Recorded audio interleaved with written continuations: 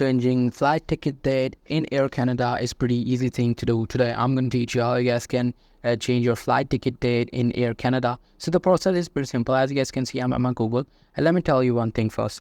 You cannot change the date of your previous booking or previous flight ticket. In order to book a new date, you just need to rebook your flight. So for that, either you can call them or you can do a rebooking. So how I'm going to teach you how you guys can do the rebooking. Now, as you guys can see, you can simply retrieve your booking details. After retrieving your booking details, you will be able to cancel your previous ticket. So how can you retrieve your previous booking? So for that, you have to go to this book section. Now here you simply have to hover on this book section, and here you simply have to click on this manage booking. Now here you have to add your booking reference number or your ticket number and your last name. After that, you have to click on this find. It will take you to your booking section. There you have to cancel your booking, and after that you simply have to go to the home page or the main page of the Air Canada. After canceling your booking, you can start booking a new flight with a new date. So that's pretty much it. That's how you guys can do it. Hope you guys find this video helpful.